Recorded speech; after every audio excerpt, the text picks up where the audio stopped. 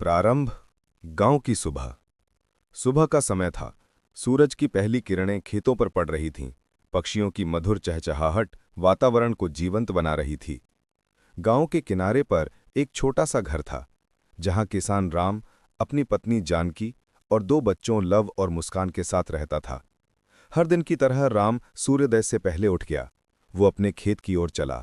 कंधे पर हल, बैलों के साथ, चेहरे पर आत्मविश्वास और आंखों में मेहनत का उजाला। खेत की तैयारी। राम अपने खेत की मिट्टी को तैयार कर रहा था। जानकी ने घर से रोटी और लस्सी भेजी और थोड़ी देर में वो खुद भी खेत पर पहुंच गई। जानकी ने मुस्कुरा कर कहा, राम, इस बार अगर बारिश ठीक रही तो हमारी फसल खूब फलेगी। राम बोला, जानकी, मेहनत और भरोसा ही किसान की असली ताकत है। राम ने बैलों से हल चलाया, मिट्टी को पलटा, फिर गोबर की खाद डाली ताकि मिट्टी उपजाऊ बने। फिर उसने गेहूं के बीज बोए।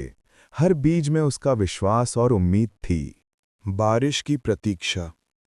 दिन बीतते गए, पर आसमान सूना था।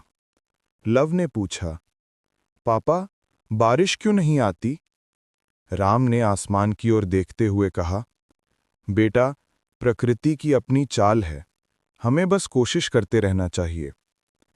गांव के मंदिर में सब किसानों ने मिलकर प्रार्थना की। अगले ही दिन काले बादल छा गए, बिजली चमकी और तेज बारिश होने लगी।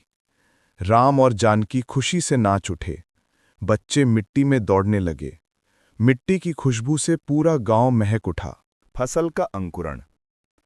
कुछ हफ्तों में खेतों में हरे भरे अंकुर निकल आए। राम रोज खेत पर जाता, पौधों को देखता जैसे अपने बच्चों की देखभाल करता हो।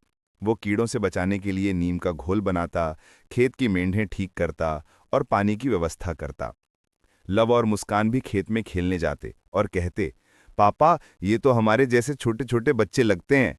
राम मुस्कुराता, हाँ बेटा, ये भी बढ़ेंगे, बड़े होंगे और सबको खाना देंगे। मुसीबत का दौर। एक रात अचानक तेज आंधी आई। बिजली चमकी, ओले गिरने लगे।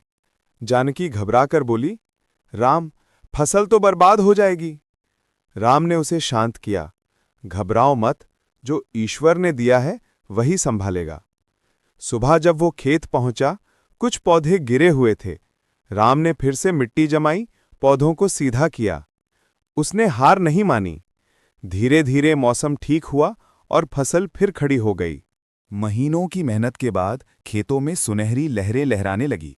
गेहूं की बालियां झूम रही थीं। हवा में खुशहाली की खुशबू थी। जानकी ने कहा, देखो राम, तुम्हारी मेहनत रंग लाई। राम ने मुस्कुराते हुए कहा, नहीं जानकी, ये हमारी मेहनत है। तुम्हारे हाथों की दाल रोटी और बच्चों की हंसी ने मुझे ताकत दी। कटाई के समय गांव में उत्सव जैसा माहौल था। सभी किसान एक दूसरे की मदद कर रहे थे।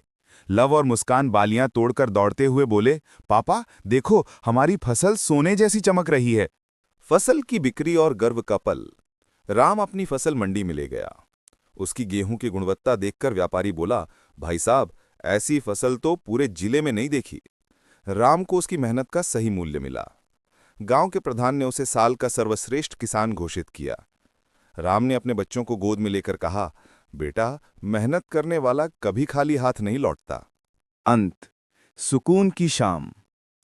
शाम को राम अपने खेत के किनारे बैठा ढलते सूरज को देख रहा था। जानकी पास में चाय लेकर आई।